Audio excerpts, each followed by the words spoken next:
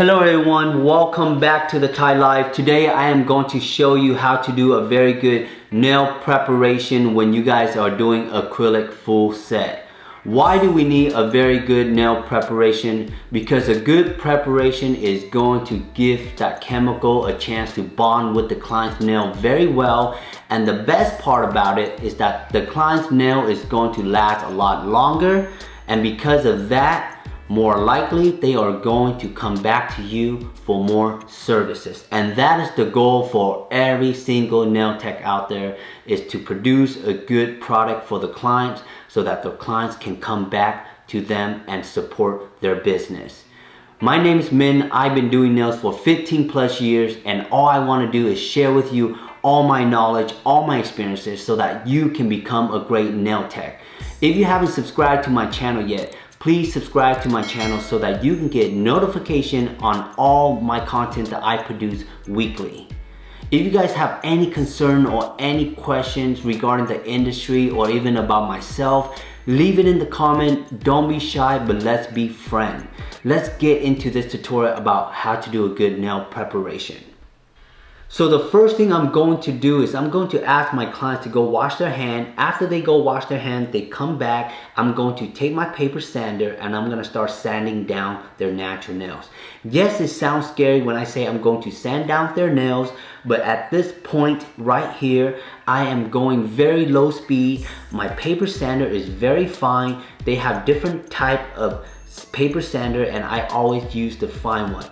The coarse one, the problem I don't like to use them is because if I have clients with sensitive cuticle or paper thin nails, I can end up burning them or cutting their skin, and I don't want to do that.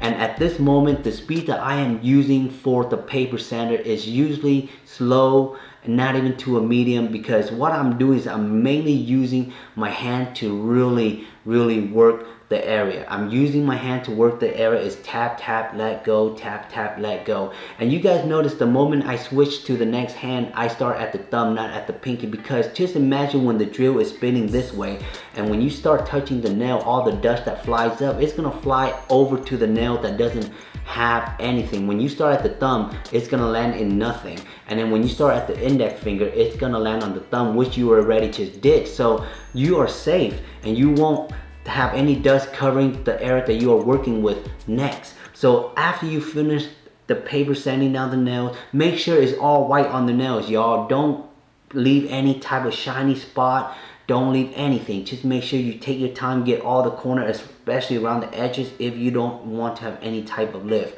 After that, clean off all the dust.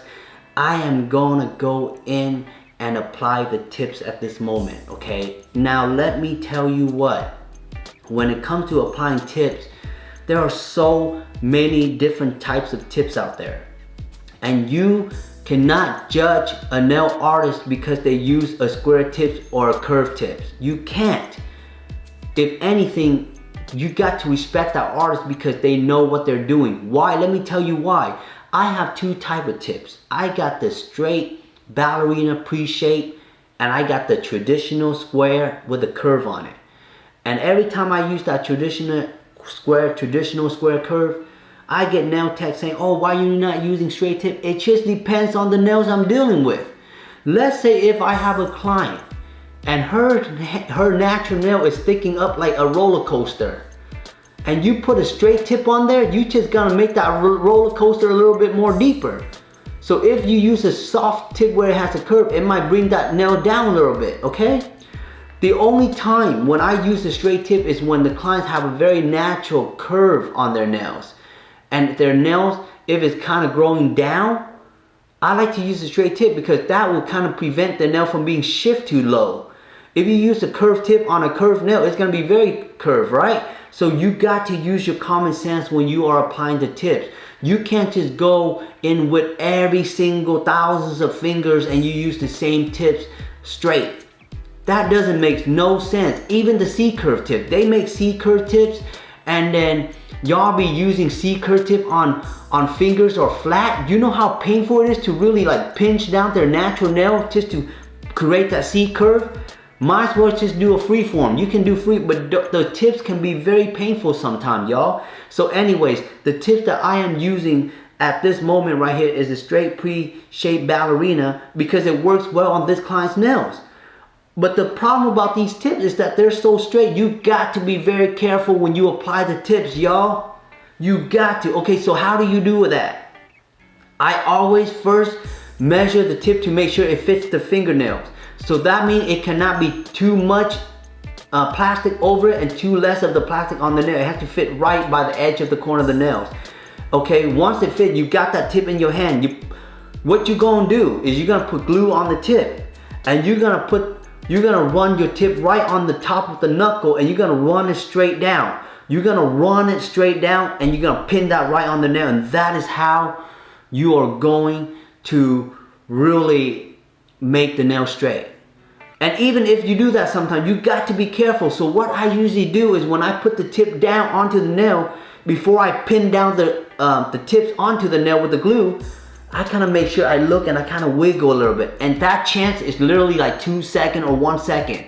Because once that glue spreads out onto the nail, it is dry. So be very careful with that, my friend. Be very careful with that. Just bring it down slightly, pin it down, because the straight tip, once it shifts to the side, what you want to do is you might just have to put more acrylic and you're going to reform the shape again. So once you apply the tips, it is nice and good. You're going to ask the client what they want, like how long they want their nails to be, okay? Because I know a lot of nail tech out there be only wanting to do long nails and all that, but y'all got to understand, half of the world have a job and they need some short nails. They can't even do long nails. So there's reasons for that. So we just have to make sure we produce all type of length for our clients. That's very important as a nail tech. So once I get to know what the length that she wants, the first hand that I'm going to cut, I'm more careful. I'm more careful about the length, like how much she wants and all that, okay? It's almost like a guessing game, but the first hand, you gotta be careful. But once you go in with the second hand, you kind of guessing. You kind of guess what you did to the first hand. But here's the trick. Once you finish cutting both hands, you're going to go in, you match them side to side. Index to index, middle finger to middle finger, ring to ring, and you put it next to the cuticle and you measure to the tips. Whatever tips that's sticking out, you clip that one off to even out the other one. Okay, you don't clip the short one, you clip the long one, okay? So once you clip it down, the client is satisfied with the length.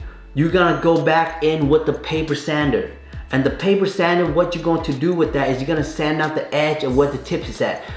Let me tell you what, the tips, it has a thick plastic part. Imagine you lay on the nail and you don't go in with a paper sander, you gotta have that little hump. You don't want that hump when you apply the acrylic because it looks funny. You're gonna give yourself a hard time. Because let me tell you what, anything that you apply on a smooth surface, it always wins. So make sure the surface is nice and smooth.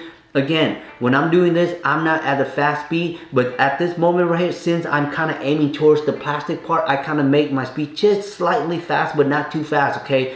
You are still damaging the client's natural nail if you do it too fast. So once I go in cleaning out the edge, it's gonna help y'all out with the application, trust me, okay? And the best part about cleaning out the edge is like, you're able to clean out all the corners so that you won't have any extra plastic like sticking out. That is also a way to prevent lifting.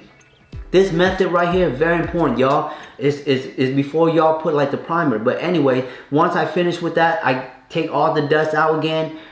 Before I put the primer on, I am gonna go in with the dehydrator, okay? This solution contains alcohol and acetone, and what it does is you just kind of brush it. But when I brush, y'all, I don't brush it down, because you brush it down, sometimes it's gonna catch onto the lint.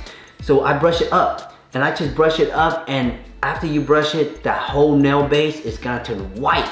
And when it turns white, you know there's no oil in there. Like the oil's gone, no more oil, gone, okay? So once you are completely done with that part, this is where you're gonna go in with the protein bond. A protein bond is just a fancy name for primer that young nails call it, okay? So what you wanna do is you're gonna go in with the protein bond, and you're gonna kind of spread it around the nail surface, okay? Don't put too much where it spreads on the skin. Sometimes the solution, people with sensitive skin can really feel the burn. Don't do that. Usually when I do this, I kind of gently just pick up enough. Don't just pick up a big old and drop it down. Pick up enough, go around the cuticle. Main thing is going around the cuticle, because sometimes you think that it spreads around the nails, but believe it or not, sometimes it doesn't spread the whole thing. So I usually go in 2 coats of this. And I tell you what, this is pretty much it, y'all. That is literally how you prep for the nails. So once I go in with this 2 coat, you let it dry a little bit. Okay, you just let the clients, you know, let the chemical like gets into the nails, and then set up your all your stuff for the next step. But I tell you what, y'all, that is how you do a good preparation. If you go through these steps before you do your application on an acrylic full set, I guarantee you, high chance, not 100%, high chance, because whatever the clients do after they get their nails done, I don't know, but high chance that their nails gonna last a lot longer. You won't see any lift. And the best part about it is that when you produce such good product for your clients, more likely, highly, they're going to come back to you. And the whole process of the preparation can take up to 25 to 30 minutes just based on the fingernails you're dealing with. And if you find this video helpful, please subscribe to the channel and really like the video. So when you like the video, you really just helping the algorithm, spreading more of this video to other people that really needs to know how to do a good preparation. And if you want more of my videos, click on this button right here and it's gonna give you more of my videos. And I'll see y'all next time. Much love, y'all.